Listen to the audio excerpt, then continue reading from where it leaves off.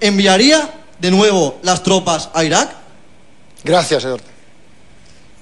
Mire, yo no sé cómo estaría la situación en este momento, pero yo desde luego cualquier envío lo pasaría en el cumplimiento de una ley que hay ahora en las Cortes, por las Cortes Generales. Es decir, en este momento España tiene soldados en Afganistán, donde por cierto han muerto 19 soldados españoles.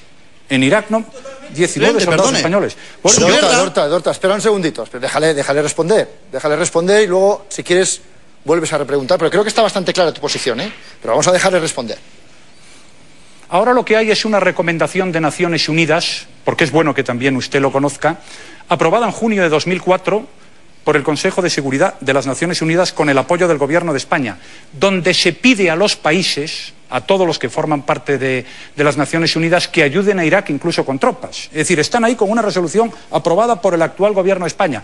Pues mire, yo tendría que verlo. Es decir, nosotros tenemos ahora muchísimas tropas en el Líbano, muchísimas tropas en Afganistán, hemos tenido tropas en el Congo, yo creo que aún mantenemos tropas en alguna zona de los Balcanes. Pues a lo mejor en este momento es mejor estar en Afganistán o es mejor estar en el Líbano. El Líbano somos uno de los países que tenemos más tropas y no es mejor estar allí. Pero en cualquier caso sí le voy a decir una cosa.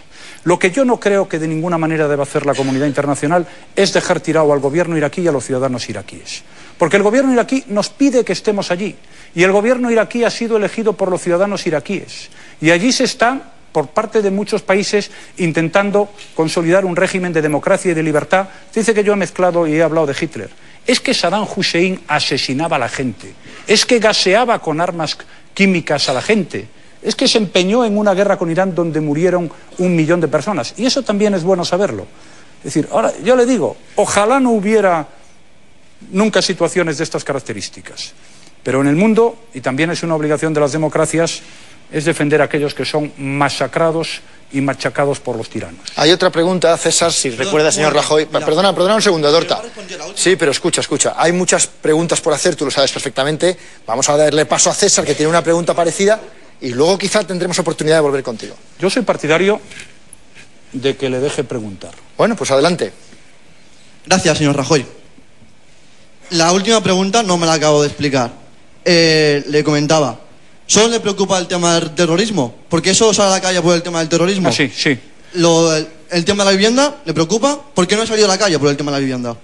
Mire, yo he salido a la calle en algunas ocasiones. Hay un tema en el que he salido a la calle porque sí que me parece un tema capital, antes hemos hablado de él, que es el tema de la educación, que probablemente haya sido la manifestación más importante que se ha hecho en España. Y yo insisto, porque antes he hablado de eso, me parece un tema absolutamente importante. A mí el tema del terrorismo, ¿sabe por qué me preocupa? Porque me parece injusto, intolerable, inadmisible que un señor se erija en juez de la vida de otro y lo mate, y que chantajee y le obligue a pagar dinero y le ponga un impuesto revolucionario y obligue a muchos ciudadanos vascos a abandonar su tierra. Es decir, a mí me preocupa porque me parece intolerable que gente de mi partido o del Partido Socialista tengan que andar escoltados por la calle tranquilamente, mientras el terrorista de Juana Chaos no tiene ninguna necesidad de escolta. Entonces, a mí todo lo que afecta a la vida, a la libertad y a los derechos de la persona me preocupa muchísimo. Es más, es lo que más me preocupa. La vivienda me preocupa mucho, pero me temo que al señor al que le han matado a un familiar, o al señor al que han expulsado de su territorio, o al señor que tiene que ir escoltado por la calle, le preocupa bastante más eso que la vivienda. Y a mí me preocupa muchísimo. No, a usted probablemente no, pero a eso sí. Y como yo soy solidario con mis semejantes, me preocupa la vida, la libertad y los derechos. Y me preocupa la vivienda. Desde luego, lo que nunca haría es un ministerio de la vivienda, en fin, como hemos visto en España. Y si quiere lo que le diga lo que haría yo con la vivienda, 3 cosas. Antes he apuntado algo. Liberalizar el suelo, porque en España sobra suelo. Se dice, el precio de la vivienda es un problema de que hay poco suelo. No, hay muchísimo suelo. Liberalizar el suelo y que no dependa de un señor decir aquí se edifica, aquí no. Y los límites serán pues las normas del respeto al medio ambiente, al sentido común y la propia ordenación del territorio. En segundo lugar, yo incrementaría las ayudas, sobre todo a la entrada y sobre todo a los jóvenes. Y en tercer lugar, resolvería el problema de la financiación de los ayuntamientos. O sea, me preocupa. Creo que es un problema importante para los jóvenes, junto con el empleo, el más importante, y desde luego va a ser un aspecto básico de mi programa electoral. Ahora, por encima de la vivienda está la vida, los derechos y las libertades. Y en esto de la vida, los derechos y las libertades estoy seguro que coincido con usted.